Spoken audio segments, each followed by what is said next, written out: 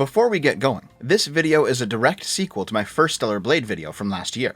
I will give a basic overview before we sink our teeth into the new stuff, and there is some new stuff, believe it or not, but you really should go back and watch that one first. If you're watching this on YouTube, a link to it should appear in the corner right about now. Consider clicking on it, because I really do think that's one of my best videos. That being said, let's get going.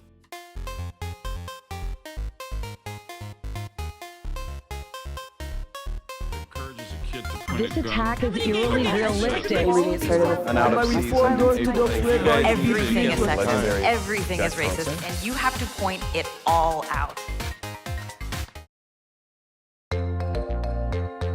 In the long ago before times known as the 2000s, video games were becoming more sexualized due to improvements in technology. In the 80s and 90s, sexual content in video games was basically relegated to a comedic role, since getting turned on by pixels is kinda tough. At least it was back then. Getting turned on by pixels nowadays is apparently pretty common. Common enough that there's an entire industry of RPG Maker porn games, which is still kinda freaky to me. But back then, I'm pretty sure that not a single one of us was titillated by seeing a blocky-faced N64 lady in GoldenEye, you know what I mean? Oh, James! As technology improved, the ability to create more realistic-looking games increased, which meant more realistic violence, more realistic physics, and yes, more realistic sexual content. Because gaming was such a male-focused experience at the time, getting boobs on the screen meant getting sales for your game. It's the same reason that E3 was filled with booth babes back then, which is a holdover from car shows and the like. I was a youngster during this era, and I can attest. We understood pretty well that on the one hand, the practice was obviously a bit slimy and exploitative. The girls didn't really want to be there at the booth. They didn't really give a shit about the games. They didn't give a shit about us. They're just a cheap ploy, bought by those shitty corpos, and damn, she's hot. This was before the widespread proliferation of internet porn and OnlyFans and gooning and whatever else you kids have nowadays. Back then our thought process was, there's a real girl with real boobs talking about a real video game. What a rarity. In my opinion, the moment that I remember the scales tipping, where the game developers are clearly just trying to get us to buy their shitty games by attaching a hot chick to them sentiment, finally overpowered the wow boobs sentiment, was with the release of Heavenly Sword in 2007.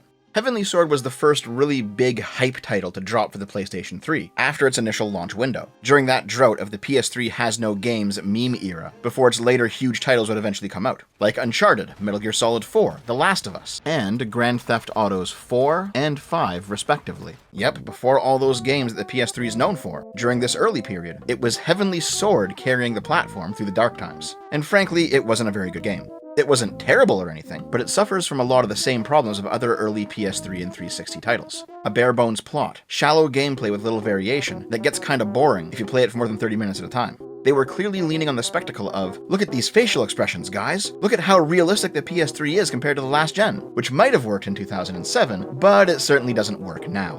Good? However, I distinctly remember the majority of the online conversations surrounding Heavenly Sword at the time being based on the sex appeal of Nariko, the playable character.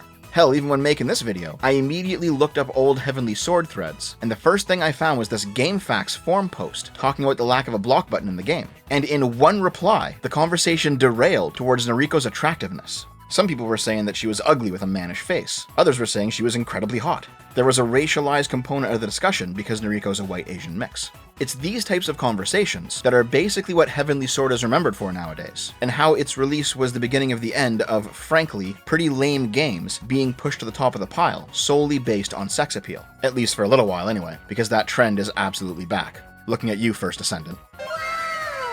After the release of Heavenly Blade, within the wider gaming subculture, this association between overt female sexualization in the game's presentation, and the game itself playing poorly or being too short or kinda unfun, or just generally being a ripoff, began to crystallize. This wasn't because your average gamer began to hate attractive women. As an average gamer myself, let me admit directly, far from it. But rather we became aware of the trick. Shitty games advertise themselves by putting their sex appeal front and center. Now that doesn't mean that all games with sexual content are shitty, far from it. The difference is in how the game's sexual content is utilized, both in the game itself and in its marketing. However, this association between overt female sexuality and low quality in the mind of your average gamer did lead to a slow market trend away from the booba games. And then when Gamergate hit, there was another series of industry changes, moving away from the male gaze entirely, because progressives and radical feminists found it problematic. I still remember the shit show surrounding 2013's Dragon's Crown, where the massive-titted sorceress was blasted by Jason Schreier over at Kotaku for being too sexualized, leading to the rest of the Western games journalist scene to follow suit. Unlike Heavenly Sword, Dragon's Crown was actually a good game, but the reasoning for anti-booba action within gaming culture had shifted away from sex being associated with bad games, and towards male sexuality being viewed as something archaic, something the industry should no longer cater to for moral reasons. And this remained the state of affairs for the rest of the 2010s, and even into the early 2020s. Gaming found itself in this kind of de-sexed radical feminist hell for a while. Some female characters were made less conventionally attractive, even if the change contradicted their previously established designs within the same canon. But this didn't only happen to female characters. Women characters were made less feminine, as men characters were made less masculine, as if there was a male-female slider in the character creation screen, and the two genders were both being pushed towards the androgynous middle. And hey, you know what? I actually like androgynous characters. You can absolutely have cool or attractive androgynous characters. But if you only have androgyny and nothing else, everything starts to feel samey and eunuch-like, you know what I mean? As a result of this prolonged trend, the attitude of your average gamer towards sexual content has shifted. No longer is it considered a sign of a cheap sellout tactic, designed to take your hard-earned money by jiggling some tits in front of your face. No, the industry has become so devoid of male-centric sexuality that even doing something as cheap as jiggling some tits feels like a breath of fresh air. Now notice that I said specifically devoid of male-centric sexuality, because the industry is not fully devoid of sexuality, far from it. But nowadays it's all queer or queer-coded sexuality. Twink men, muscle women, gay relationships, trans relationships, orgies, even bestiality in that one famous Baldur's Gate 3 scene, where you can have sex with a druid character who shapeshifts into a bear. And in case it's not clear, I'm actually cool with all of this. Having more options is generally good, even if some of this shit is pretty weird. I simply do not care about the whining of some Christ-cuck sloptubers out there who get triggered every time a game includes a gay romance option. It really started a lot with Kingdom Come Deliverance 2, when you saw these people were like, oh, a graphic gay sex scene? That's great in a video game. That's not woke. And you're like, what? And Demian played the game all the way through, said it was a slog, and said there were a lot of crazy woke elements to it. I intentionally did not play it because I was like, I'm not going to play a game with graphic gay sex in it. Why would I support that? Yeah, those guys are just fucking losers. The issue that I have is that for the past little while, it actually hasn't been every taste getting catered to. It's been every taste with the exception of straight, cis-het men. We've had gay stuff, trans stuff, queer stuff galore, and that's all fine, but there has been a complete dearth of male gaze-focused, heteronormative sexual content, where male characters have traditional markers of male attractiveness, and female characters have traditional markers of female attractiveness. That's been pretty much gone from new releases for like a decade now, and that is where Stellar Blade comes in. Now, if you watched my previous video, then you should know that back in the spring of 2024, Stellar Blade became a flashpoint in the online culture war for a month or two. It's all that everyone was talking about. You even had guys who devoted entire days to doing nothing but tweeting about Stellar Blade. Jeez Louise. But as goofy as this all is, there is, or I should say there was, a good reason to suspect that Stellar Blade was being censored. Let me walk you through it, or I guess speed walk you through it, since you know I've covered most of this in the previous video already.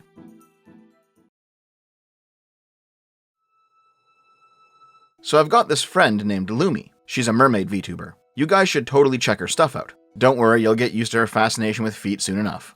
Lumlum has a friend named Mizu, a femboy VTuber. I also like some of Mizu's content too, though Mizu really doesn't like me personally, which hey, I appreciate is an awkward situation for Lumlum. Sorry about that. Don't worry though, I really don't like Mizu either. Mizu and I have debated live on stream twice. First on the Archcast, hosted by Arch Warhammer, and second on the Offensive Charm podcast, hosted by Rosa and Jazz. I've got no problem with admitting that in the first debate, I simply lost. It's okay, it happens to the best of us. However, I won the second debate, pretty decisively in fact, at least in part because the topic was, did Sony censor the 2024 surprise smash hit action game Stellar Blade? With Mizu saying yes and me saying probably not.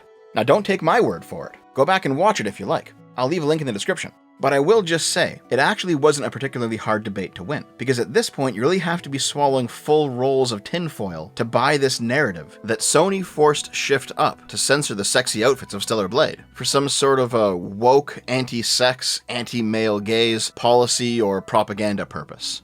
However, in order to show you just how dumb of a proposition this is, we've got to go back to the beginning. When Stellar Blade was first announced back in 2019 as Project Eve, it looked a little different, sure, but all the familiar bits from the final product are there. The dropship, the war-torn wasteland, Eve's booty, and the comments from 2019 pretty much predicted the hows and whys of the game's future success. A single-player offline adventure, jiggle physics. Finally, a game for normal people without any LGBT nonsense, which means jiggle physics. This game reminds me of Nier Automata, which also means jiggle physics. Basically, 90% of the comments are about jiggle physics, which is great. I love jiggle physics. But there was certainly that little voice in the back of my head saying to me, games used to market themselves only on sex appeal. Remember how shit they were? Is it possible that Project Eve was a return to that previous style of game, where it was all gooner bait with no actual quality product underneath? Now, I reviewed the game itself in the previous video, and I concluded that it was an okay game. Not a great one, but not a bad one either. I'd give it a solid 7 out of 10. A real 7, not an IGN 7, which is actually really funny to think about because IGN also gave it a 7 out of 10. You know what they say about clocks and being stopped and being right sometimes, I don't know.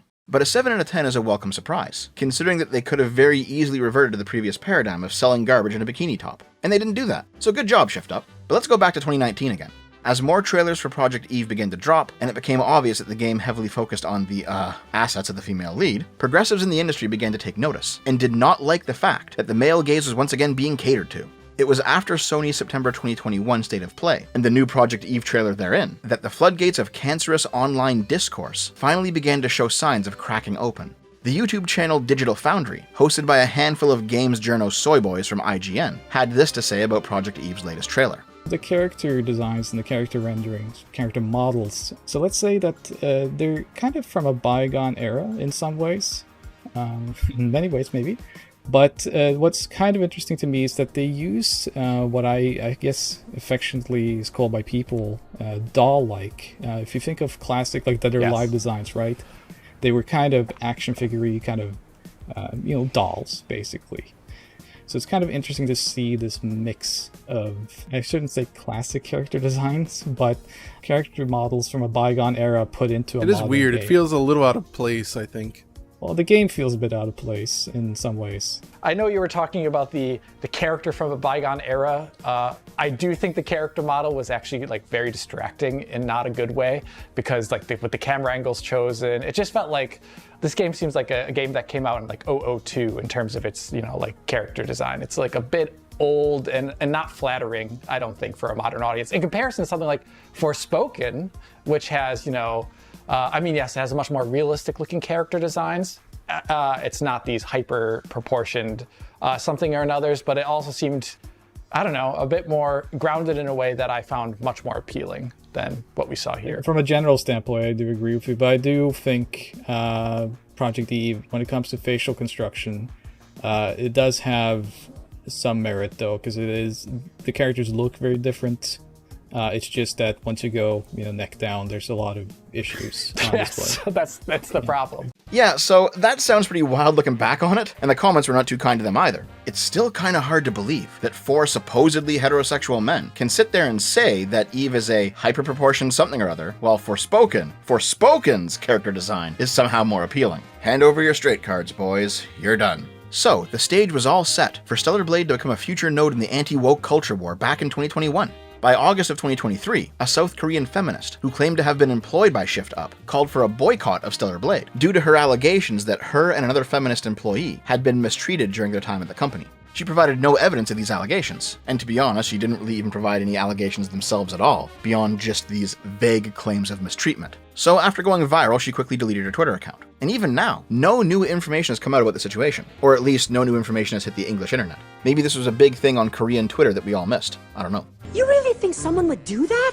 Just go on the internet and tell lies? But when the launch window of the game approached, former World of Warcraft developer Mark Kern, better known online as Grums, posted this on Twitter in early 2024. It's AAA game dev triggering time. New Stellar Blade trailer just dropped. The assumption here is that game developers and other progressive-leaning people who have spoken at length about the toxicity of the male gaze, and who have, in some instances, made it a political point to put less conventionally attractive female characters into their games, are obviously going to be triggered by the existence of Stellar Blade, in all of its boob and butt glory. And yes, this definitely happened to some extent. In my previous video, I included a whole section of internet progressives who had their jimmies rustled by Stellar Blade, but the anti-woke crowd relied almost exclusively on a single article from IGN France. There was some legitimately negative reporting surrounding Stellar Blade's sexy characters in this article, reporting that was almost immediately walked back, by the way. But it's this article that was the main piece of proof used by the anti-woke crowd to say that mainstream gaming wanted Stellar Blade to fail. Now, I agree, the article was pretty stupid, but if the establishment actually wanted Stellar Blade to fail, you think they'd pull out more stops than IGN France, right?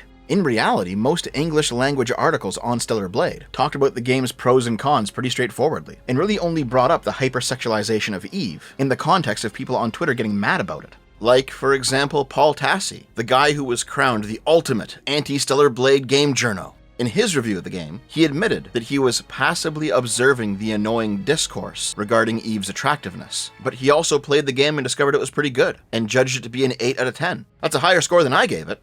What's wrong with you, bro? What the heck? You tripping, bro. You tripping. Now, we will have more to say about Tassi later in the video, but the largest source of progressive blowback actually didn't come from games journalists. It came from viral, on-the-ground street interviews. For example, this guy took pictures from Stellar Blade's final press packet before release, and hit the mean streets of New York to show them to a bunch of university kids to get their reactions. And yeah, unlike most of the game journos, the reaction on campus was disproportionately triggered progressives. She looks like she's 16. It's perfectly fine to have an animation style, especially in a game, but when you're appropriating someone else's image and then changing it, it becomes an issue. Oh no, this dude's got his balls in a vice grip. He knows that if his response isn't woke enough, his ethno-prog mullet GF over there is gonna flatten his cock between two pieces of plexiglass as soon as they get home. I'm gonna show you an image, and you tell me what you think when you look at this image, okay? Okay. Smash. Smash. Yeah. She's really pretty. It's just a beautiful Asian woman. Yeah. Immaculate. Like, the outfit is actually really cute. I like that. Yeah. She's a woman. She looks nice. I like her top. Bro, every other woman is like, yeah, she's hot, I would smash. While this guy is like, she is a human woman. I swear to God, this dude's cock is in a chastity cage, but it's like wired to a bomb so that if he ever gets horny, his dick gets blown off. I'm gonna show you now a character that is based off of her to look like her in a video game. I don't think it looks like her. I don't think it's based off of her. I think they kind of missed the mark. She looks 14. And with the side ponytail too, girl. She needs a bow. She needs a little bow, and she's on her way to middle school. This is the whole attractive women are pedophilic because real adult women are fat thing, right? I just don't get her at all. Like, that nose... The nose is very different. Yeah, that nose is definitely not Asian. She's Asian. They took a white woman and supplemented some white woman DNA into this girl to make her a little more white. Because that is not what I just saw. She just looks bland to me. Wait. Making her look more white makes her bland to you? What's the connection there between those two things? Are you just a racist? That's kind of messed up to think that that's like what you consider beautiful versus the original picture of the girl. I feel like. Just nod, dude, just nod. Maybe you'll get lucky, and she won't boil your balls in acid later. Yeah, I agree. Beauty standards are totally artificial, but it doesn't help anybody when you make them impossible. Yes, my queen, so true. I completely agree. Please don't self-destruct my cock. Jesus. Seems like they're over-sexualizing her. Yeah, definitely over-sexualizing her. What's the odds that this dude jerked it to Stellar Blade Rule 34 as soon as possible? Now let me show you what they did to her body. I'm scared. Oh my god! Oh my god! I don't know what this is, like an awful runway. And then these are just ass shots. It's just completely it's her OnlyFans. Yeah. It's like OnlyFans the game. Yes! Her booty does look good though. Wait a second. Why is it objectifying when guys like Eve, but not when you do? I think it's just men that's never touched a woman in their life not knowing what the they look like. And so they're like, this is what women in my video games always looked like. So why are we changing it? It's like, because it's not real, bro. You're living in a fantasy. Wake up. This isn't the Matrix. It's actually completely fine for a video game to be a fantasy. You know that, right? Like, it's totally okay and normal to indulge in fantasy, even if the specific fantasy in question is of a giga-hot woman who's in, like, the top 1% of all women in real life. It's completely normal for a guy to want to see that. You know, it's never not going to be funny to me that the main argument against Eve was that she is unrealistic, when a real South Korean model was quite literally scanned by Shift Up in order to be the body of Eve in the game, plus the fact that girls with fat asses have been cosplaying as her ever since the game dropped. Basically, the unrealistic argument makes no sense, because real women do in fact sometimes look like Eve, making her character design by definition realistic. Just a reminder that I am very fat and very sexy, and I am 100% glorifying obesity, and there's nothing you can do about it. Anyway, obsessing over Stellar Blade became Grum's passion project for like the first half of 2024, instead of, you know, making the game he had been promising to his crowdfunding backers for like 8 years. But he's a culture warrior. He's in the trenches. He wants to save gaming. This is important, damn it. So when Stellar Blade finally dropped in April, as a timed exclusive for the PS5, there was a controversy. It was apparently censored. Dun dun dun. Yeah, despite the official Stellar Blade Twitter account making the claim that Stellar Blade would not be censored worldwide, when it finally came out, some of the content on the physical disc of the game, version 1.0, was different than what we had seen during various trailers and promotional stills. And there was also a day 1 patch, version 1.2, mandatory for anyone who had bought a digital version of the game, that also further changed things. Once again, I know I sound like a broken record, but for the autistic deep dive of everything that was changed, go watch my previous video. I painstakingly combed over each version of the game and every possible outfit I could find. It was truly an autistic level of detail. The TLDR is, the changes can be categorized into 3 different groups, and really only the third one is what people got angry about. The first one was the lessening of blood splatter on Eve's body during and after combat, as compared to previous trailers of the game, which is in my opinion not a big deal. The second one was the whole hard R thing, where a random piece of graffiti was placed beside a sign and it said hard R, and clearly this was just a Korean company not knowing what hard R meant in English, so again, not a big deal. But the third instance of this supposed censorship is the apparent desexing of the more sexual outfits in the game, with Stellar Blade fans on Twitter presuming that it was done in order to meet some sort of anti-male gaze sexual content standard as imposed by Sony on Shift Up. Recall that this is the topic Mizu and I debated back in the Offensive Charm podcast. At the time the game launched, it actually wasn't an unreasonable assumption that Sony put their thumb on the scales, because there is a documented history of them coming in and forcing past games to tone down their sexual content, especially if they're anime games or games made by Asian developers. So fair enough. The problem is that this time it just wasn't true, which future evidence later bore out. But nonetheless, it was internet outrage time, complete with a trending hashtag, #FreeStellarBlade, because of course. There was also a website with the same name, freestellarblade.com. I say was specifically because since I made the last video, the site's gone offline. I guess all the culture war grifters have moved on to the next big thing. But in that previous video, I went through every single outfit change in between the various versions of the game, and I identified what I eventually named the Censored 6. 6 specific outfits that the Stellar Blade truthers were up in arms about as having been censored in order to make them less sexy by that evil Sony and their man-hating ways. Like how this outfit, the cybernetic dress, saw the mesh covering the boob window darken just a little bit between one of the trailers and release. Or how these outfits from the old 2019 and 2021 trailers didn't actually make it into the game at all. Meanwhile, other outfits were actually added in the 1.3 patch, and were completely unavailable in the original game. However, a beta version of their files was on the 1.0 disc, and doing some weird internet trickery, you could actually downpatch your game back to 1.0 with a 1.3 save file, and see those earlier versions. The Stellar Blade truthers were calling these minute changes censorship by Sony, which is ridiculously fucking stupid. Like, let's go back and watch the 2019 trailer for a minute. Eve's face looks different too. Is that censorship? Look at all these differences between the 2021 demo reel and the launch game. Are these all censorship too? Is everything that was once planned to be in a game, but ultimately didn't make it in, is that all censored content? Is everything on the cutting room floor website censored? Here, I just drew this original piece of artwork. This is my artistic creation. Now let's say I came back a little bit later and changed it a bit. Is this now a censored piece of artwork? Obviously not. The fact that a work of art changes over time as it's being created is not censorship. And if for some reason you think it is, you're probably riding the short bus. All aboard, little buddy. Don't forget that helmet.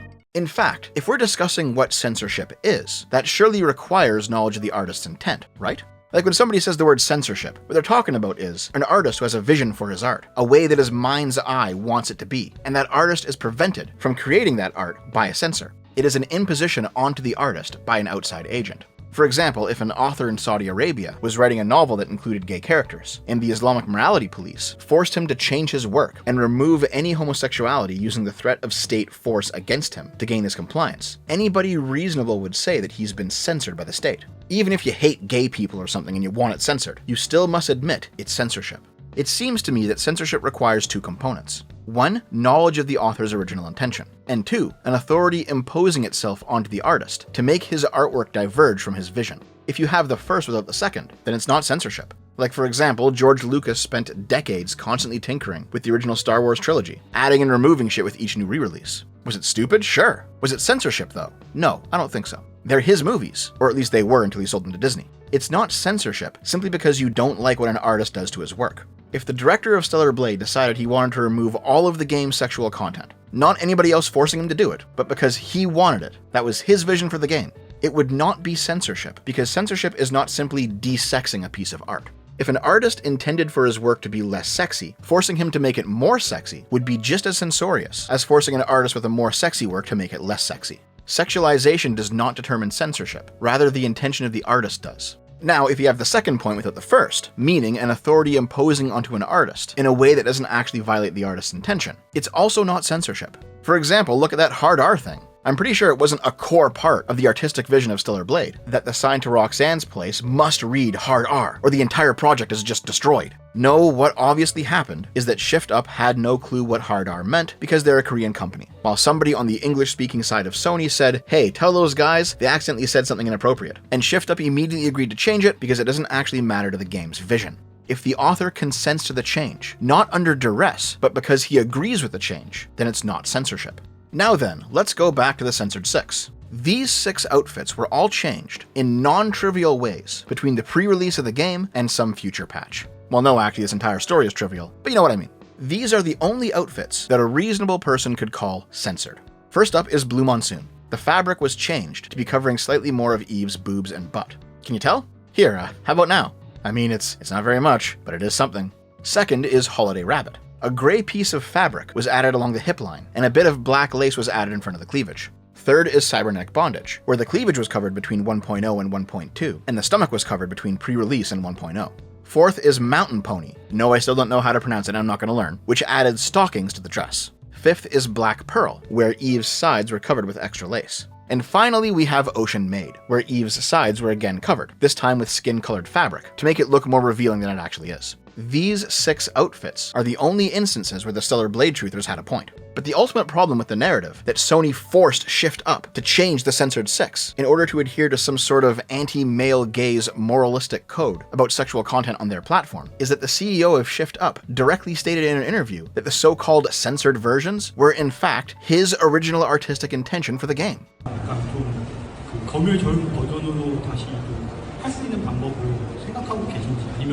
이런 이슈를 혹시 지금 알고 계신지는 한번 좀 물어보고 싶었습니다. 예, 당연하게도 이 이슈에 대해서 인지를 하고 있습니다. 다만 이제 저희가 최종적으로 여러분들께 보여드리고자 하는 것은 1.0002 버전의 의상이 맞습니다. 그래서 그게 최종 프로덕트라는 것을 확실히 말씀드리고 싶고요.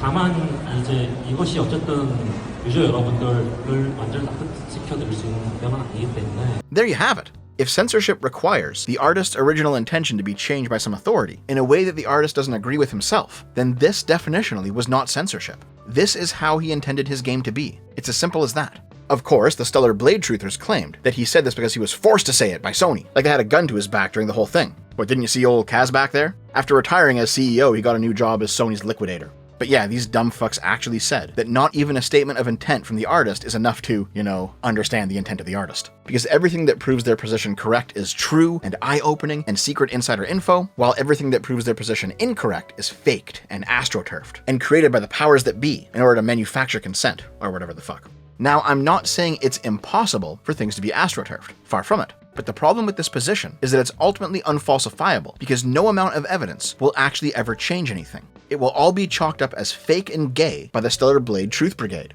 However, my position is not unfalsifiable. It has very clear win and lose conditions. The lose condition is simple, evidence that shows Sony censored Stellar Blade, which has never actually been unearthed. And the win condition is also very simple too. If Sony actually was the source of the outfit changes, if Shift Up actually was forced to change the Censored 6 in order to comply with some anti-sexy policy that Sony imposed on them top down, then when the PC release of Stellar Blade eventually dropped, surely the 6 would be uncensored. Back in 2024, I said, if Sony is the problem, then fine. Wait for the game to release outside of the PS5 ecosystem and see what happens. And you know what? Here we are, over a year later. The culture war has long since moved on. The anti-woke sloptubers have made their grift bucks, and they've moved on to the next news cycle, and the one after that. And now that nobody's watching and nobody cares anymore, Stellar Blade has finally come out on PC. It's time to see what, if anything, actually changed.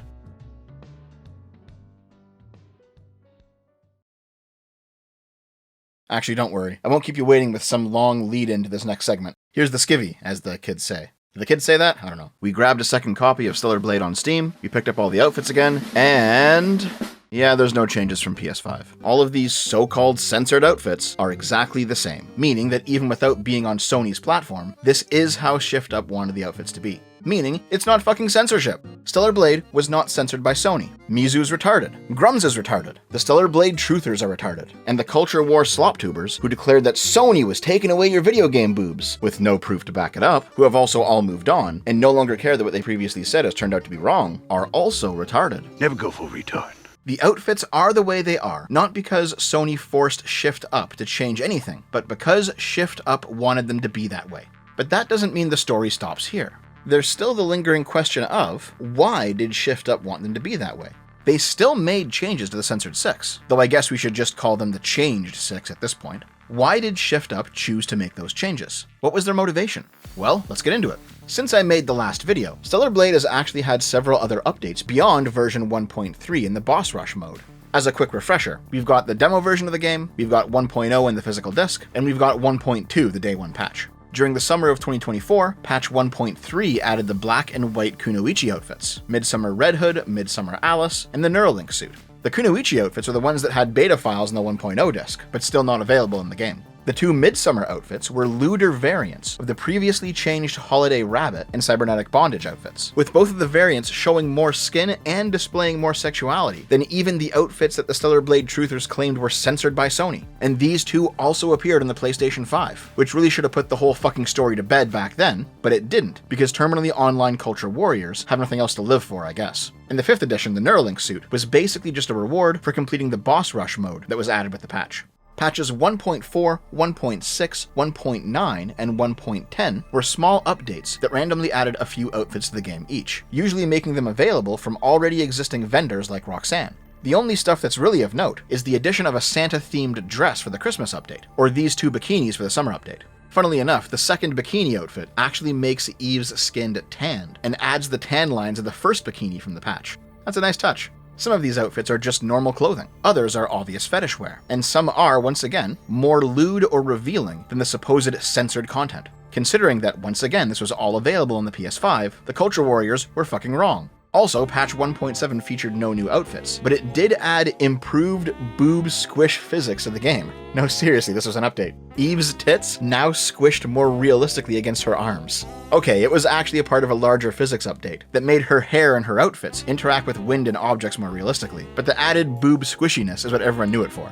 Here's what's more noteworthy though. In November of 2024, we got the Nier Automata update. Yeah, the game that Stellar Blade got its best bits from actually did an official crossover with it. Though this isn't exactly unexpected, considering that the director of Nier and the director of Stellar Blade have a personal friendship. This patch added Emil from Nier, driving around the open world sections of the game rather manically. Successfully shooting him causes him to crash, allowing Eve to actually talk to him. Emil asks Eve to find stellar tears hidden throughout the game, and then offers various Nier-related outfits and hairstyles in exchange for them. Yeah, the entire update is basically just a giant fetch quest, in order to unlock 2B's main outfit, 2B's kimono outfit, A2's outfit, and a Yorha-inspired lingerie set, as well as 2B and A2's hairstyles. There's not really anything more to it beyond that. There's no story or anything, no in-universe justification for the crossover. It's all just, hey, you want to make Eve look like 2B? Go ahead. There's also a Goddess of Victory Nikke DLC that I didn't bother to pick up. That's just not my thing. But from what I can tell, it functions like the Nier one. They just kind of added some stuff that fans would like, and its main purpose is to unlock brand-appropriate outfits for Eve. But then came patch 1.11.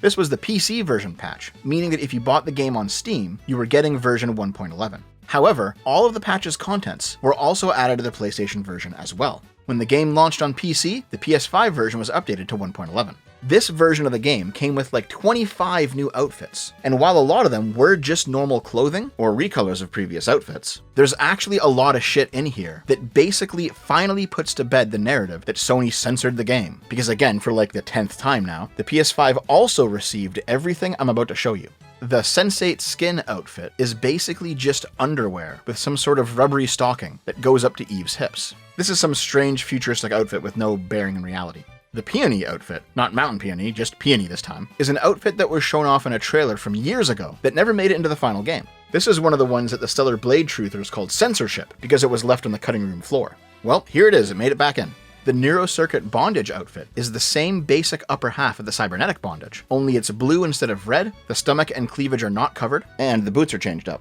Black Lotus is a black and gold variant of Mountain Pony, but this time without the stockings. White Pearl, Aqua Pearl, Ultimate Bunny, and Extreme Bunny are all new outfits that are clearly fetish bait. and probably the most funny ones, at least for me, is both Crimson Wings, a new Chinese-inspired outfit, and the Royal Guard suit, which is the uniform that the Shrine Guardians wear, both noticeably increase Eve's boob size to be larger than any other outfit. And once again, these may have come out with the PC release of the game, but they're not exclusive to it. They can all be obtained on the PS5. And surely you must have noticed at this point that several of them are just straight up lewder variants of outfits that had supposedly been censored for being too lewd. There is no way that anybody reasonable could possibly come to the conclusion that what I've just showed you was somehow censored by woke corpos to remove the female sexual aspect of Stellar Blade. It's a narrative that just doesn't make any sense after you check out the game's content for yourself. Get a life, get a proper job. I am horrified at what you've done. In my opinion, there's just too many unanswered questions for the Sony censored Stellar Blade hypothesis to make any sense. Why were these so-called censored 6 not uncensored on the PC version? Is it because Sony published it on Steam? Well, okay. If that's the case, why did the PS5 version receive so many outfits that are more lewd than what was supposedly censored? I've seen some people claim the change is due to the previous PlayStation CEO, a Westerner with woke sensibilities, getting replaced with a new, non-woke Japanese CEO back in April of 2025. That's possible, but it still doesn't explain why even lewder outfits were added back during the summer of 2024. If the old CEO was responsible for the first wave of supposed censorship, why didn't he censor everything? Is it actually because there was this huge public outcry on Twitter, leading to that short stint of people canceling their PSN accounts in protest? Well, okay, if that's the case, then why didn't Sony have Shift Up revert the original changes? And why weren't they reverted on the PC version 1 year later? Every time you answer one question with the only possible reasonable answer it could be, a new question emerges, or re-emerges. It's kind of like a D-pad on a controller, you know what I mean? Where you can hold down one direction, maybe two if you're going diagonally, but it makes the opposite input pop up, and you can't actually hold down all 4 directions at once. That is what the Sony censorship hypothesis actually is. Every answer to a question undoes a previous answer. However, if we simply take Shift Up at their word, that they weren't censored by Sony, but they changed the outfits themselves because they wanted to, now everything falls into place. There are no real lingering questions. There are no conspiracy theories. There are no unexplained motivations or behaviors, with the exception of one that we'll get to a little bit later. But even that one has a complete answer. The original set of outfits were changed in line with Shift Up's own agenda, while the new lewder outfits were added also in line with Shift Up's agenda. And in fact, now that all the game's patches are out, at least the ones that were previously advertised, the placement of the majority of the most lewd variants in Stellar Blade's New Game Plus mode actually ends up making a lot of sense. Oftentimes, the same outfit but sexier is available in the same location in the game as the previous outfit, but only on a subsequent, harder playthrough. To me, this sounds like pretty normal game design. Funnily enough, I'm actually reminded of World of Warcraft. Very early in Vanilla WoW, the first raid tier, Molten Core, contained both Tier 1 and Tier 2 armor. Once the dev team finished the second raid tier, Blackwing Lair, they moved a whole bunch of the Tier 2 armor out of Molten Core and into the new dungeon, where it was always initially intended to be. They just didn't finish things on time for launch. Now, gear in Warcraft is progression, while in Stellar Blade it's cosmetic. But if we treat the concept of progression as progressing towards more titillating content here, it actually makes perfect sense that easier to get outfits would be made less sexy after a round of tuning, and harder to get variants would be made more sexy. So at this point, if you're still complaining about this sort of thing, it sounds like you just need to get fucking good at the game. Probably the dumbest bit of discourse to come out of this whole thing is the claim that the game was somehow desexed due to the changes. Like it was the anti-male gaze progs who wanted to sterilize Stellar Blade and all of its sexual content. When in reality, even if you believe there was censorship, this is still one of the horniest fucking games in a long time. At least in terms of character design anyway. Stellar Blade has it all, man. Boobs, butts, thighs, feet, latex, thigh highs, upskirt shots, cosplay, bondage, lingerie, beachwear, fetish wear, and a whole bunch of stuff that has no real description but does show off a ton of skin. There are still people a year later screaming that woke-ass Sony is still coming for Stellar Blade's boobs and shit like that. One guy even told me recently that the reason the tide turned was due to Grums's petition to Shift Up, when in actuality, the patch with the first round of lewder outfits dropped long before the petition. These people have forgotten, or they're ignoring the timeline of events, because it's now 1 year later and nobody actually cares anymore. The only thing that remains is the broader narrative, and appealing back to that vague and fuzzy narrative in order to continue to score culture war points is the only thing these people care about now. Bro, this is the fucking gooniest game of the century so far, and it's sold millions of copies. A sequel is already underway. The industry is actually shifting back towards more attractive women. You guys have literally won the culture war, at least on stuff like this. Get off Twitter. Go outside.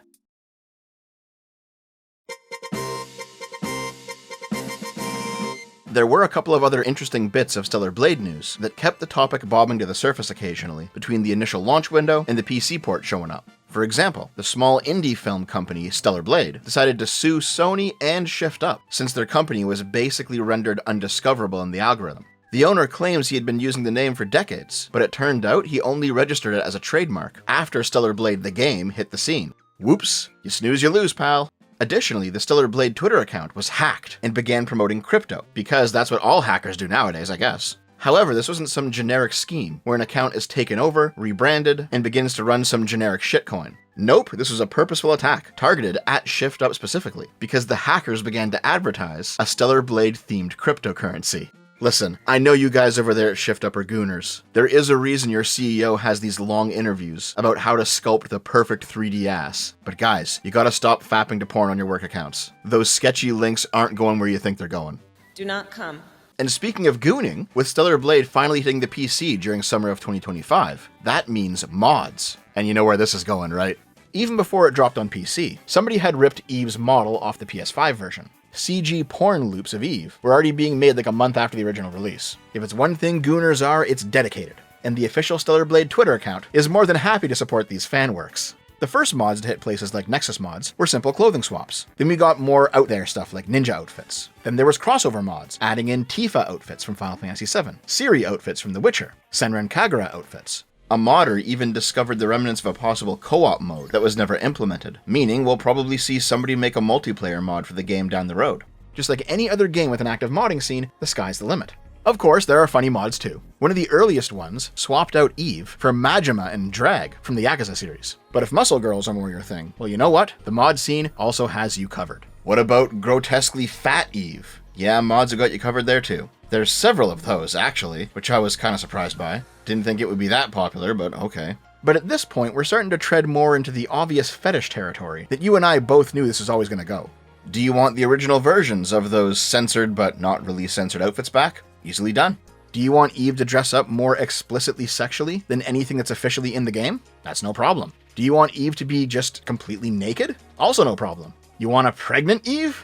Hey, somebody's into that. In fact, weirdly enough, Eve's original body model, you know the chick that was scanned? She even approved of some of this stuff. And it's no wonder, considering that her real nipples might actually be in the game. Yeah, I can't exactly show you this, but the two common fully nude mods available for Stellar Blade look radically different from each other. The first one has almost cartoonish proportions to Eve's thighs, breasts, and genitalia. Like everything is disproportionately larger to the point that it's comical, while the second nude mod makes all of those assets just a little bit smaller. In the latter, Eve is a 10 out of 10 hottie, while in the former, she's a strange Hanna-Barbera cartoon come to life. The difference between these two nude mods is that the weirder one appears to be handmade by a fan, while the higher quality one actually used textures and geometry that was already within the main game. We've known since the initial PS5 release that some of the outfits literally have modeled vag shapes in the upskirt shots. However, carefully clipping the camera through some of the clothing on the unmodded PC version, which you couldn't do before, revealed that they actually modeled some nipples under there.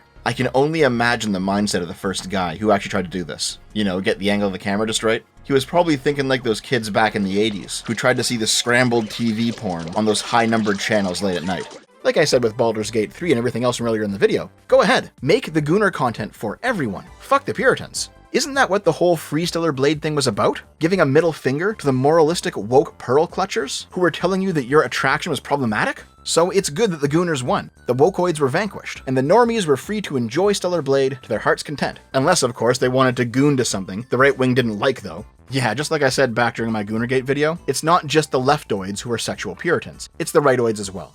Yeah, the game journos might have blasted Stellar Blade players for their Gooner mods while praising Baldur's Gate sexuality out the other side of their mouths. But as soon as there was a blacked mod of Eve, you know, where she's covered in those fetish tattoos that say black cock only or whatever, pretty much the entirety of the Free Stellar Blade hashtag immediately turned on its head and became anti-Gooner. What a bunch of sniveling fucking losers, bro. Every single one of these anti-censorship fucks. They're out here screaming at Sony, screaming at Nexus mods for taking down other things, and now they're saying it's good to censor sexual content that they don't like, because this time the fetish on display is race mixing. No, fuck you, you right-wing woke Puritan. Everything is allowed, even the stuff that I don't like. when Arch Warhammer basically gave that same take that I just did, saying that while it's not for him, the freedom for adults to access pornography should not be censored on moralistic grounds. The basic liberal free speech take. He found himself in the middle of an audience revolt, with his own viewers screaming at him that he's a cucked loser for not wanting to become a censor pig himself, despite railing against the censor pigs for years. And then when V reacted to Arch's video, he got similar comments too.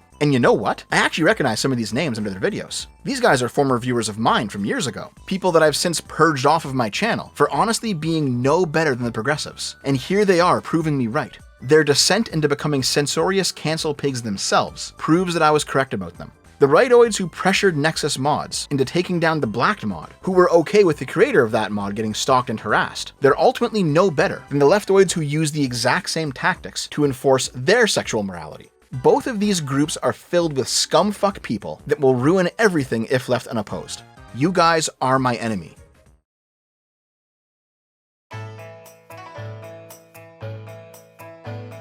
Okay. Now that we've covered all of the various Stellar Blade updates since the previous video, and it's become clear that Sony was probably not actually responsible for the outfit changes, plus the whole Gooner mod controversy, the only thing left on the table is, why did those outfit changes happen in the first place? The CEO of Shift Up might have said during that Q&A it was their original intention to have the patched version of the outfits be the official outfits. But if that's the case, why was a patch required to change them in the first place? Did they just fail to finish the outfits on time? Like they just so happened to forget those little bits of fabric until the day one patch came along? This is a question I answered in the original video, but since then I've found a little bit more new information that kinda puts a neat little bow in the whole thing.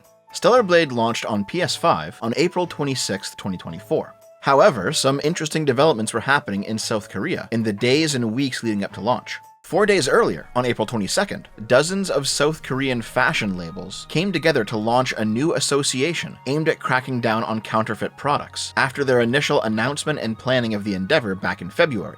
South Korea is a modeling and fashion hub, with patent law protecting unique clothing designs created by Korean fashion companies. Despite this, Chinese companies have been flooding the Korean market with knockoff products for years, violating Korean intellectual property law in the process. As a result of this, the new organization, the Brand Intellectual Property Rights Protection Association, was put together by the South Korean fashion industry in order to collectively legally advocate on their behalf. The association is partnered with the Korean government, who attached a special investigative unit dedicated to investigating and prosecuting fashion thieves and counterfeiters on April 1st. And by June of 2024, the group had announced there had already been multiple crackdowns on various Chinese-affiliated counterfeiters. However, even 1 year later, this remains an ongoing problem, as 2025 is on record to have the most fashion counterfeit incidents of any 1 year in South Korean history. The estimated economic losses to the Korean economy were over 6.1 billion USD in 2021, including the loss of 13,000 jobs and 1.5 billion in potential tax revenue for the South Korean government.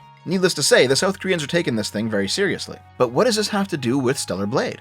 Well, there's actually a documentary showing how Stellar Blade was made, and in it, Shift Up shows off their scanning booth. This is pretty clearly the same location that the South Korean model had her body scanned into the game to be used as the Eve template. The booth consists of dozens of cameras taking pictures at every angle, as well as infrared sensors to measure shape.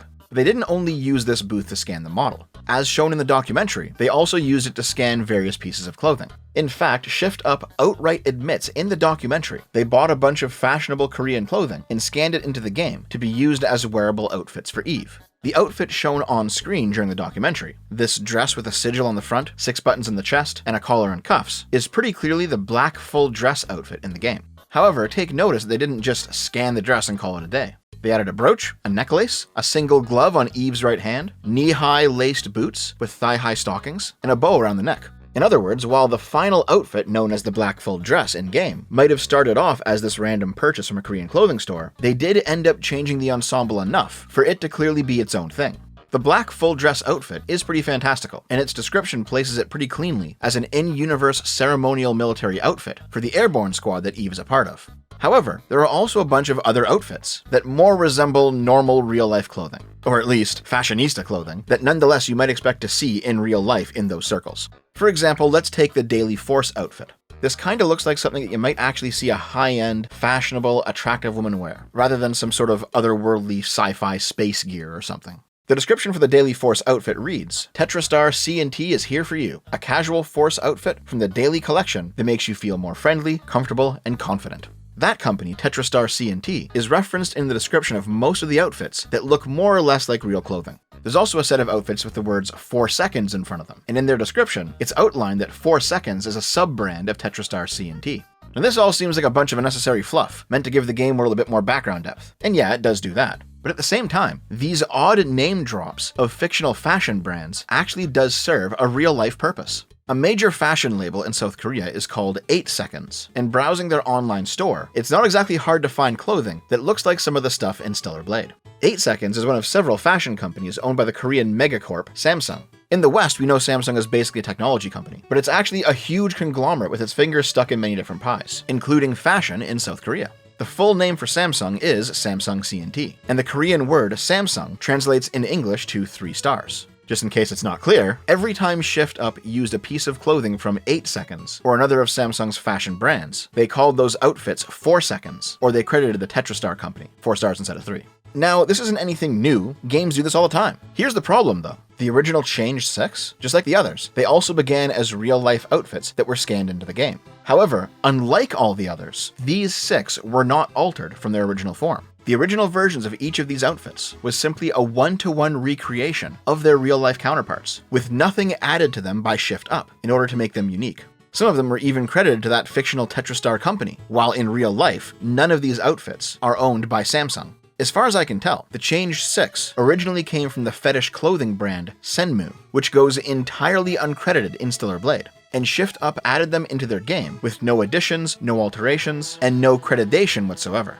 In the original version of the game, 1.0, the PS5 disc version, most of these outfits were among the hardest to get, making them obvious rewards for the hardcore fans. The problem that Shift Up ultimately faced was that although these outfits were likely scanned into the game years earlier, judging by some of the early trailers, just days before launch, the South Korean fashion industry, with the backing of the government, announced that huge sweeping crackdown on any unauthorized use of fashion IPs, motivated by the desire to combat Chinese counterfeiters. Now, Shift Up is not a Chinese counterfeiter, they're in a completely different industry, but nonetheless, they were about to launch a major PlayStation release with a lot of public eyeballs on them, and in that release was a set of outfits that they basically just stole. They didn't alter them like they did most of the other clothes they scanned. They didn't credit the original creators, and they had like 4 days to push out a day 1 patch that changed up the offending outfits, April 22nd to April 26th. This is why, by the way, that the changed outfits in 1.2 are actually graphically pretty sloppy. For example, you can see that there's a texture scene between Eve's head and her body, and only on the changed outfits, because it was clearly done as a rush job, trying to get ahead of a potential lawsuit.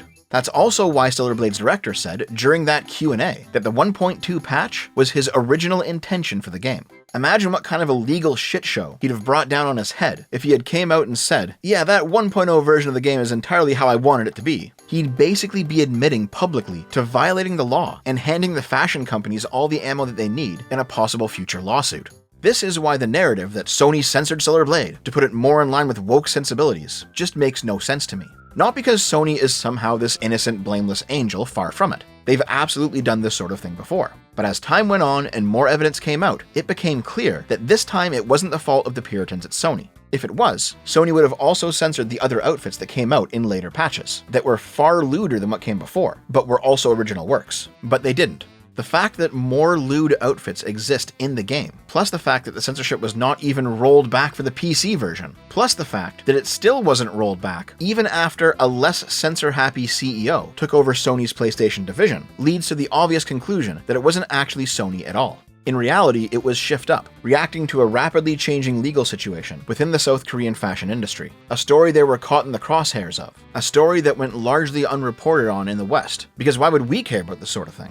That's why the outfits were changed, and why they remain changed. It's not woke Sony censorship, but Shift Up avoiding a lawsuit.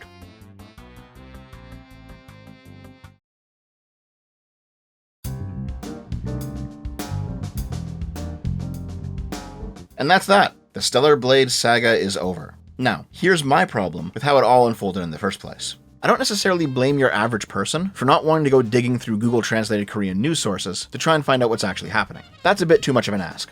I'm still a bit surprised that of all the YouTubers who talked about this over the past year and change, I'm the only one who did this legwork, but c'est la vie. I don't even necessarily blame average people on social media for mindlessly regurgitating the whole Sony pressured shift up and force a censorship narrative 1 year later, despite it having obvious holes that become apparent if you actually stop and think about it for more than 5 seconds. However, I do think that the anti-woke YouTube brigade whipped up all of this frenzy for their own benefit based on what ultimately ended up being an extremely flimsy premise. I'm gonna steal this graphic from the breadtuber Sean and his own Stellar Blade video. You guys know Sean, right? Formerly known as Sean and Jen, before she took the Twitch channel in the breakup. I don't politically align with Sean at all. Considering he's a socialist, I think he's way more wrong than right on pretty much everything.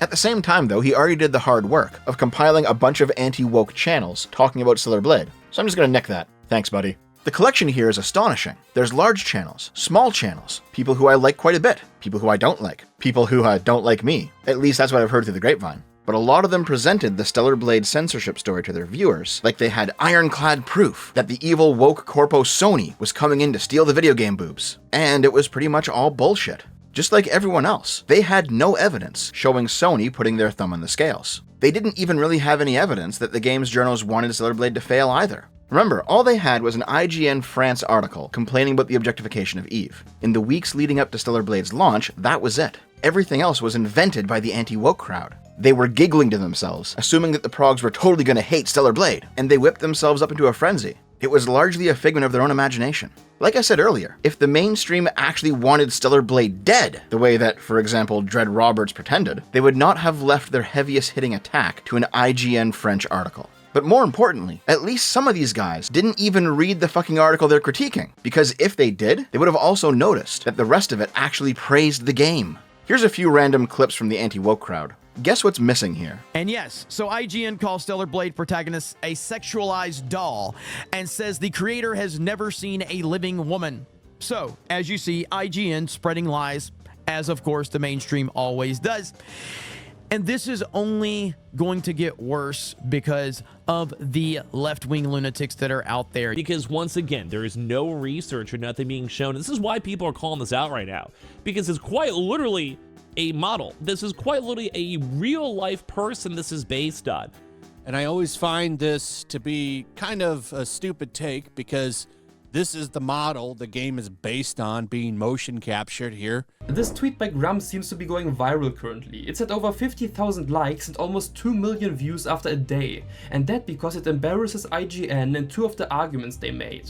It says, so IGN calls the Stellar Blade protagonist a sexualized doll and says the creator's never seen a living woman. And after that, showcasing the not real doll, as IGN called her, and then the creator's wife, who's also simultaneously an artist on the team.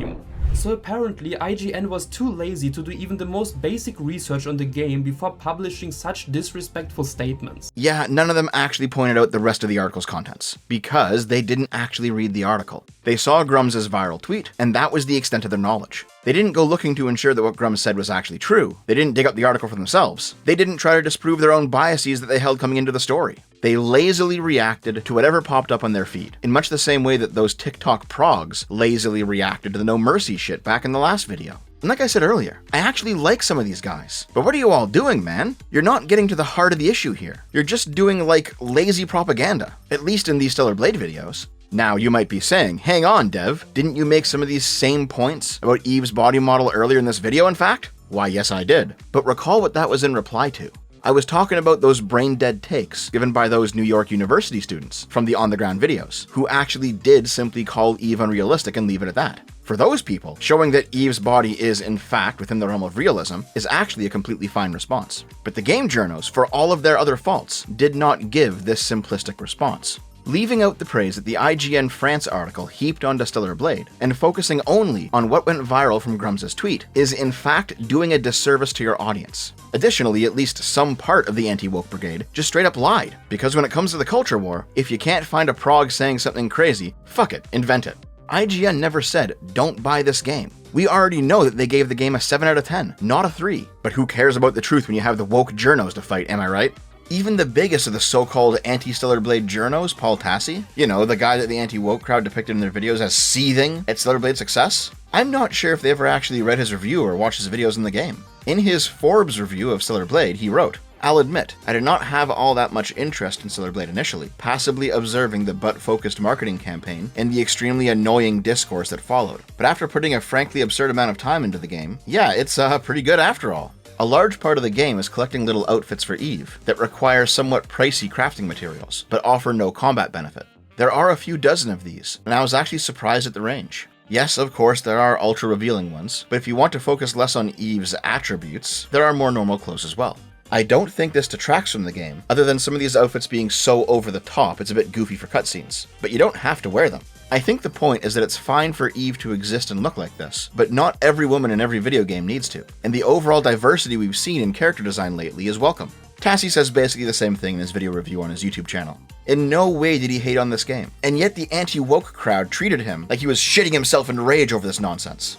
Oh, I know why. It's because he went against the narrative. Not the mainstream narrative, the internet narrative. However, there's this idea that, like, this was censored in some way by some outside force. And this doesn't really make sense in a few ways. Like, the CEO of Stellar Blade, who's, like, speaks openly about how much he, loves creating, like, beautiful, sexy characters and is like, oh, I did this for sex appeal and that. And he's asked about, like, the censorship, and he's saying, like, this is the version of the outfit we wanted to give you. But he's like, oh, we hear you, we're consulting and whatever. But he says, this is the version of the outfit that we wanted. And if something is on the disc, like if the original disc went to certification through Sony and was seen by Sony, it's not Sony censoring this or demanding it be censored. And if you've played the game, there are probably at least a dozen outfits that are more revealing and like more revealing in the specific areas of her body that were censored. So it would not really make any amount of sense for that to be censored. And people have brought up that, like, oh, there's sex scenes in Baldur's Gate and nudity and Last of Us. And, like, yeah, that's true. But there's no evidence at all that Sony, like, demanded this one specific swimsuit be censored. Now, I don't know about you, but to me, this just sounds like he used his head and didn't fall in line with the outrage farmers. Of course, Tassie isn't an innocent angel or anything. He did get snippy with people on Twitter who were calling him a Stellar Blade hater, when he's clearly not a Stellar Blade hater, so fair enough. This is all from last year. When Stellar Blade dropped on PC, here's what Tassie had to say about it. Stellar Blade launched on PC, and it has done really, really, really well. Like, stunningly well. Since its PC launch, it capped out at 183,000 concurrent players on Steam. For context, that is a lot more than double any previous former Sony exclusive launching on PC. I think number 2 is Ghost of Tsushima, launching at 77,000 concurrents. God of War had like 73, and everything else you can think of is less than that. Spider-Man, Last of Us, whatever. Just those are astonishing numbers. And like, Stellar Blade was a big success on console when it launched, but it was, very, very limited to PS5. Even though it did sell 1 million copies there in a month, it was already a big success before this. Launching on PC like this, that's very impressive. They're already going to make a sequel. Like, that is not news. I think that it's planned for 2027. So that's, not a shock that this is only going to reinforce that. Interestingly, I noticed that this morning there's data out that 58% of Stellar Blade players on PC are from China.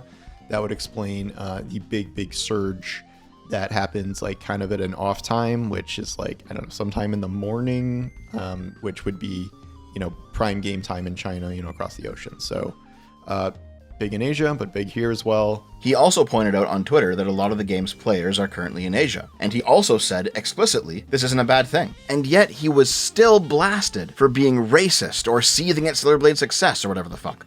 The Stellar Blade curve is interesting, as you can see just how Asia-focused it is. Prime gaming time in the West is pretty much its daily low point. And then he tries to cover his ass because he knows what he's doing. And he's like, yeah, but no, I'm not saying what you think I'm saying, guys, even though there's no other reason to say what I just said, except that's what I'm trying to say. Tweet screenshot prevention. I am not saying this is bad. What exactly are you saying, Paul? please indulge us because I am confused. It almost sounds to me like you don't count Asian people as people, or they don't count as much as other people.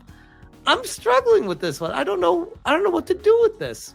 Listen, I don't know why this suddenly needs to be clarified, but it's actually completely fine if some games are more popular in one region over another. Again, I actually like and respect at least a few of these people hopping aboard the Tassie train. Come on guys, you're smarter than this. Like, check this out. PC Gamer. Stellar Blade sold 1 million copies in 3 days on PC, you can mostly thank Chinese players. The article calls this a huge success, and points out that Stellar Blade has sold 3 million copies in total across all platforms. Even though other PC Gamer articles have focused on the Gooner mods or whatever, this piece was overwhelmingly about the facts. Sales numbers, profits, what this means for PlayStation ports to Steam, and single-player story games in general. And look at all the comments they received, dude, on a purely factual article. What are you guys doing?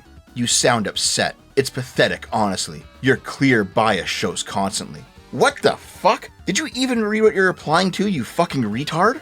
Now, there are absolutely instances where the anti-woke culture warriors have good critiques of the games industry. Suicide Squad, Assassin's Creed Shadows, Dragon Age Veilguard, Dustborn. But ultimately, Stellar Blade was not one of these stories, and the anti-woke attempt to turn the conversation around Stellar Blade into this ongoing story of yet another progressive game dev nightmare, like a Suicide Squad or an AC Shadows. It really came off as kinda hollow to me, even when people that I normally like got involved with it. I'm just not a fan of taking the latest thing, forcing it to be some culture war, and farming outrage clicks, no matter who does it, left or right.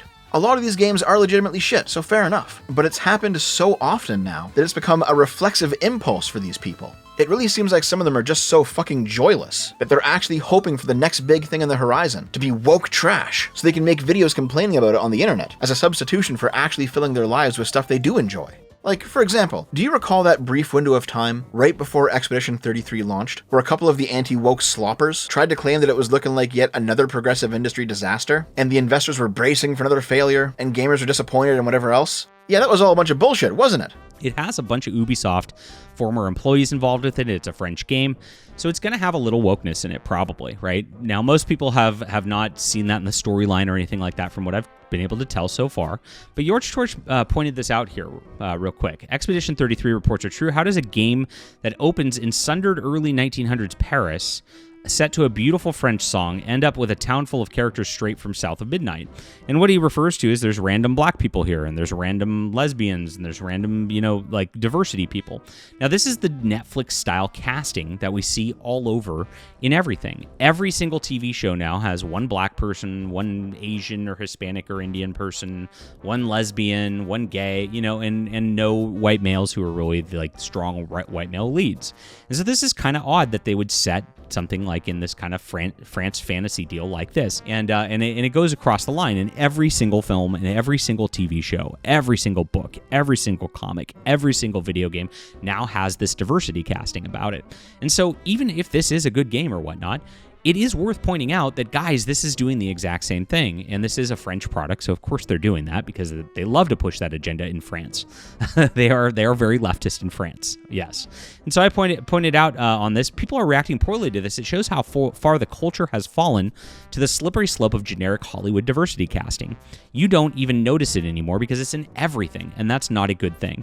And that's exactly what's going on, and that's exactly what we're trying to do here, is change this. I think some people just become so overly invested in this narrative of being a real fan of video games, being the underdog victim, taking on huge woke corporations or whatever, even though that narrative is at least sometimes true, that in those instances where it turns out not to be true, they reflexively stick to that narrative anyway, because it's comfortable for them. It's a well-worn groove in their mind, you know what I mean? You don't need to compute any new thoughts or adopt any new perspectives. Just blame the same people who actually were the villains the last few times, even if this time they're not.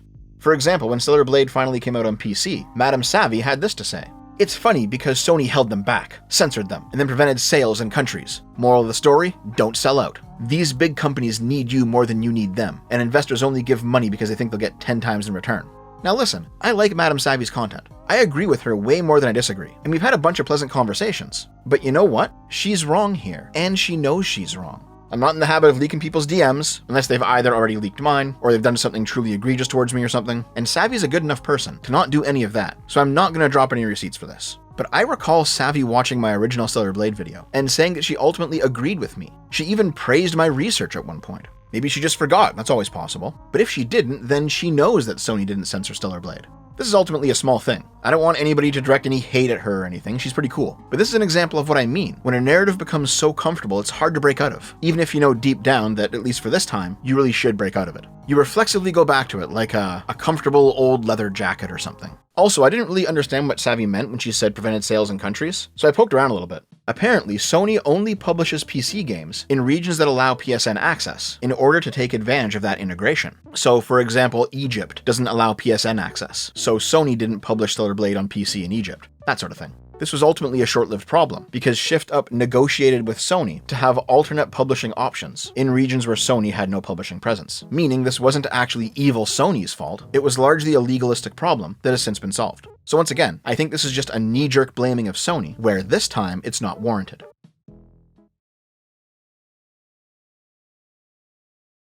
I don't know, you guys. I've been thinking about this for a while. Am I just tired of the culture war slop? And part of me says maybe, but also I guess not really. I still love rolling around in the mud, if you know what I mean. For example, Assassin's Creed Shadows was legitimately a nightmare Holocaust clusterfuck of a game. I loved ripping into it on stream, and I loved watching other people rip into it as well. It was so funny noticing how obviously shoehorned in Yasuke was. It was really funny to notice how the game's story is shit, and how the various game systems make no sense, and interact with each other in really stupid ways. It was really funny watching this comically gigantic black dude in full armor, climbing and parkouring, almost as well as a tiny ninja woman. Assassin's Creed Shadows is bad, but it's funny bad, and I really enjoyed being part of the discourse. It's like this shared experience, where we all know the latest thing is shit, and we're all having fun with it, you know? But I also loved laughing at the anti-woke people who took things way too far, like those traditionalist Puritans who were screaming bloody murder, that how dare you be allowed to destroy Japanese shrines in the game, and how disrespectful it was to the native Japanese culture, when frankly, I just don't give a shit about that. Assassin's Creed, as well as many other open world games, have featured many fight scenes in many religious locations. There's people getting killed, buildings getting blown up, all sorts of stuff that these pearl clutchers call sacrilegious. And I have no interest in siding with those retarded fucks just because the right is apparently base now or whatever.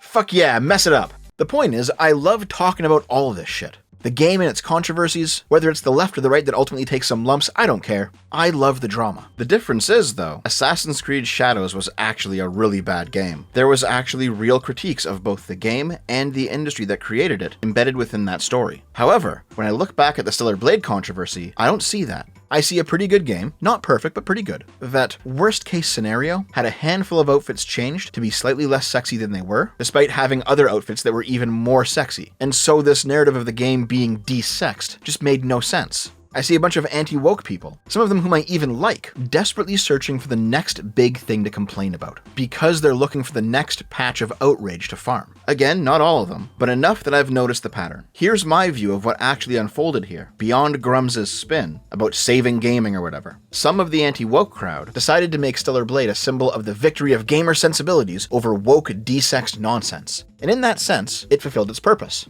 The progressives, rather than simply letting them have that victory, decided to make Stellar Blade's failure their own symbol. And then when that failure didn't come because the game's actually pretty good, decided to make gooning or whatever their new symbol of anti-woke opposition. Which ultimately makes no sense, considering just how thirsty all of these same people are towards woke games that are sexual. But the progs could have just let the gamers have their symbol of victory. Yeah, it was largely made up bullshit. And yeah, the anti-woke types were, for the most part, going to war with their own imagination. Paul Tassi and Alyssa Mercante and whoever else could have just shut the fuck up and let the gamers have their win. But they didn't. And in engaging with the Stellar Blade culture war and losing it, they've amplified the anti-woke victory. I have a feeling that if they just chose to ignore Stellar Blade entirely, nobody would care about it anymore. But now it's become this totem of resistance. And all that being said, now that it is a totem of resistance, it's also attracted a whole bunch of retards who couldn't accept that design changes over time, that sometimes what you see in an early trailer doesn't actually make it into the game, that sometimes game developers just change their minds, and they want to do something different with their artwork, that sometimes legal problems means that something has to be switched up last minute.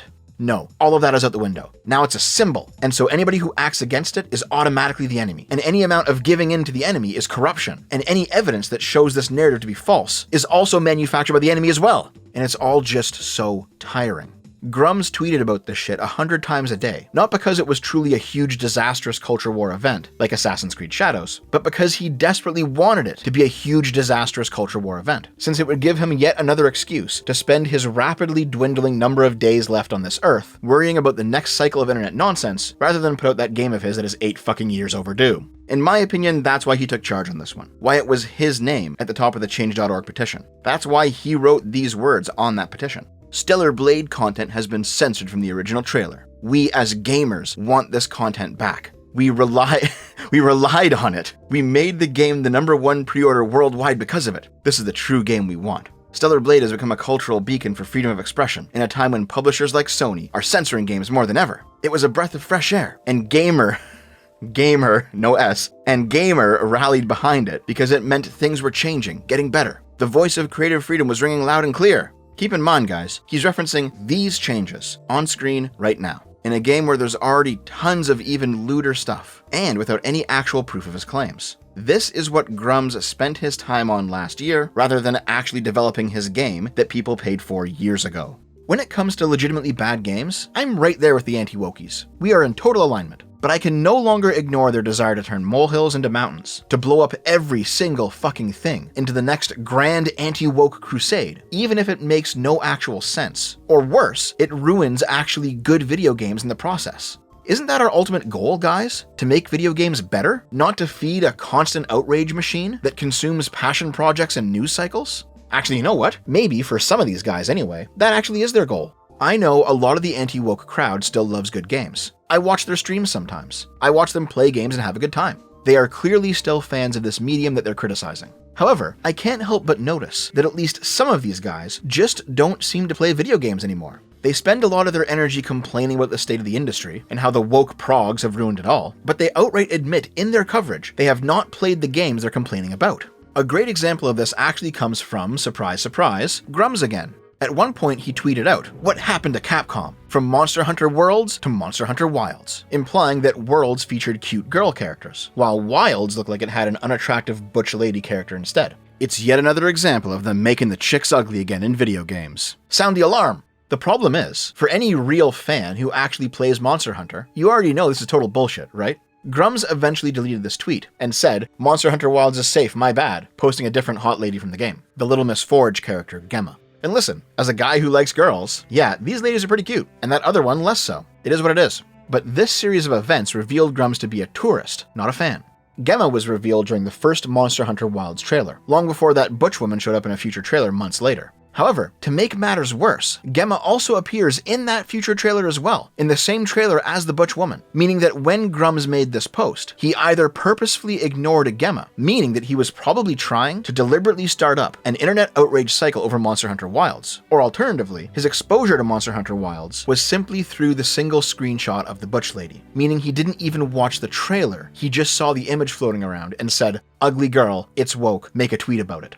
Now, I'm not a Monster Hunter fan. I had to go and look this stuff up to get all these details. But you know how long it took me to do so? About 10 minutes. I understand that the Monster Hunter space is not my space, and it would be completely inappropriate of me to use it to try to score points in the culture war. Whether Grums purposely ignored Gemma, or he simply reacted based on viral Twitter images, either way, his actions are not the actions of a fan, of a real gamer. They're the actions of a person whose only purpose in this space is to be a culture warrior. Once again, this is not all anti-woke people, far from it. But in my opinion, a noticeable chunk of them just do not actually play video games. They might like the concept of video games, maybe they played them as a kid, and they have fond memories of those experiences. But they don't really play them anymore now. Now, they spend their time complaining about video games online. And yeah, this was that perpetual meme of 4chan's video games board back in the late 2000s, early 2010s. Back then it was populated by disaffected millennials in their teens and 20-somethings who were spending way more time bitching about games than actually playing games. Including me, by the way, I'm in that demographic.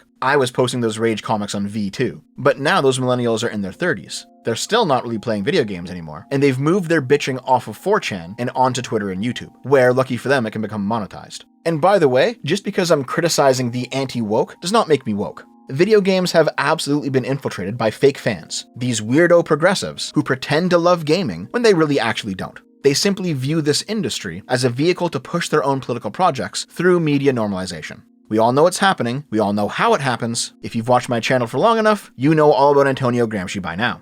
But these guys aren't the only fake fans. At least some of the anti-woke YouTubers are also fake fans, just like with Grums being an obvious tourist in the Monster Hunter scene. They don't play games anymore. They simply spend their time talking about the quasi-political outrage surrounding the games that they hate. And if there's no outrage in today's discourse cycle, fuck it, invent some. That's their business model. And that is ultimately what the Stellar Blade story was. It was largely manufactured outrage. A lot of good people fell for it too, and I don't necessarily blame them. I even fell for it a bit in the early days. But looking back on it now, that is clearly what it was. The fact that Stellar Blade now remains largely forgotten by the culture war 1 year on, and the anti-woke sloptubers have all moved on to the next outrage without even sparing a single glance backwards to see if they were actually correct about any of these wild assertions. That all shows me that a lot of these people just did not actually give a shit. They didn't care about Stellar Blade as a game, or Shift Up as a company. They only cared insofar as it could be used to score points in the culture war, and after they stopped being useful for that purpose, they were discarded.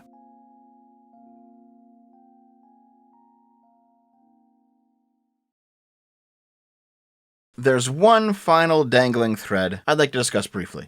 Usually when I make a video like this, I use the surface level drama to discuss a real topic that's buried underneath, which I generally end the video with. For example, in my Pirate Software Toxic Ego video, the surface level drama was the World of Warcraft roach thing, but the real topic was examining the manifestations of narcissistic personality traits in these types of online social situations. In the No Mercy video, the surface level drama was No Mercy getting pulled from Steam for dubious reasons, and Collective Shout's involvement in that. But the real topic was a defense of liberal values of tolerance and free speech, and their interplay with some types of pornography that some people might find to be offensive. In my video on the Chugga Conroy allegations, the surface level drama was the various women coming out with these stories about Chugga Conroy in private. But the real topic was how cancel culture intersects with politics and friendships, especially in the online space. This time, though, I'm not ending the video with the real topic, the anti-woke brigade's descent into puritanism, censorship, infighting, and outrage tourism. No, this time, I'm actually ending on the admittedly very light frame story of me and Mizu debating Stellar Blade. Mizu is a good example of a person who is blinded by his own biases. He's not some religious Puritan or anything like that. He didn't descend into the same sort of Christ cuckoldry that at least some of those anti-woke sloptubers did. But having watched like dozens of hours of his content at this point, I feel pretty secure in saying that he's the type of guy who automatically believes a dissident narrative simply because it is dissident. It is not the mainstream. This is a pretty common trap that people fall into nowadays. The idea is, the mainstream narrative is false and astroturfed because it is the mainstream. Governments and corporations and institutions are not neutral. They have an agenda. You can't trust them. And this can be true sometimes, so fair enough. But the trap that Mizu and many others like him fall into, that frankly many lower IQ people fall into, is that they reflexively believe the narrative propagated by the dissidents, who flow against the mainstream, by virtue of the fact that they are not the mainstream. Now, as far as I can tell, Mizu isn't a Tim Pool fan, so this example is speaking more generally about this type of thought process. But, for example, your average Tim Pool fan likes Tim Pool not because he's correct, he's usually not actually, but because Tim Pool's narrative runs counter to the mainstream. After all, the mainstream is full of moneyed interests and government power. It's the dreaded establishment. But Tim Pool? Well, he presents himself as just a guy shooting from the hip. You know, it's just his personal view. He doesn't represent any sort of moneyed interest or government power or anything like that. That's what makes guys like him more trustworthy. Because even if they turn out to be wrong, they're at least giving it to you straight.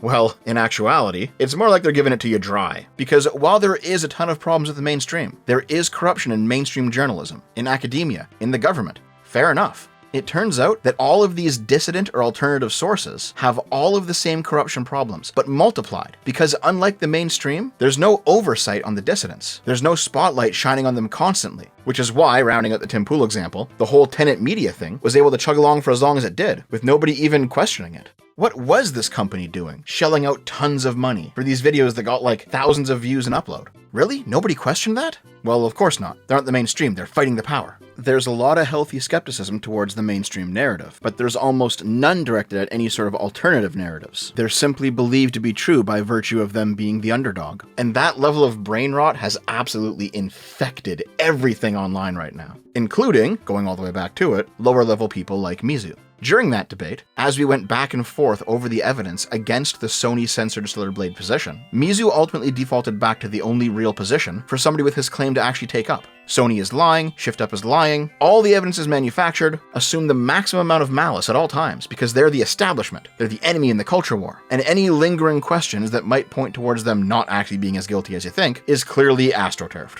Like I said earlier, I invite you to go watch that debate for yourself. The TLDR is, it ultimately ended with me pointing out that Mizu's claim is unfalsifiable because no amount of evidence that anybody could ever provide would actually get him to see things from a different point of view, since he believed it was all faked anyway. This is a particularly cancerous type of thinking that I will be doing a video on in the near future, as a companion piece to my Bayesian video. Because honestly, this type of constellation-webbed thinking, as well as the cynicism it engenders, basically only serves to make people feel smarter than they actually are. Anyway, the debate ended like this. As always, no hard feelings, Mizu. Oh no, all the hard feelings. I still hate you.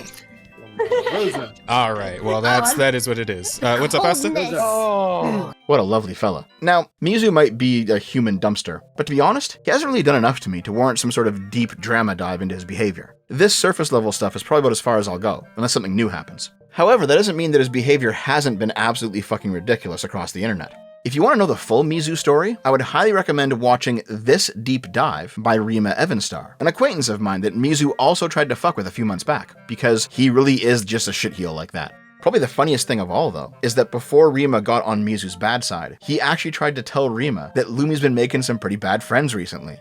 I actually think Ilara's a pretty nice person. I don't get that vibe from her. She's not a malicious person. That's because she likes you. I've had to bring this up with Lumi before, because Lumi has some friends that are also people I would consider morally bankrupt. And I've told her before, they're nice to you because they like you. If they don't like you, they will throw you under the bus quicker than you can, say the words. Guess what? That bad friend was me.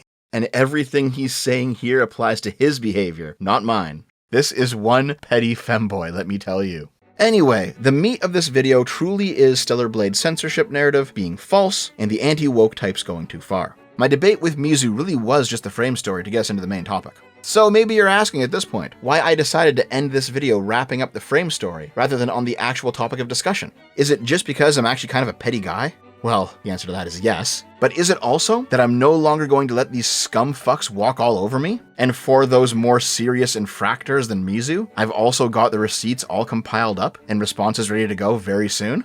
Well, the answer to that is also yes.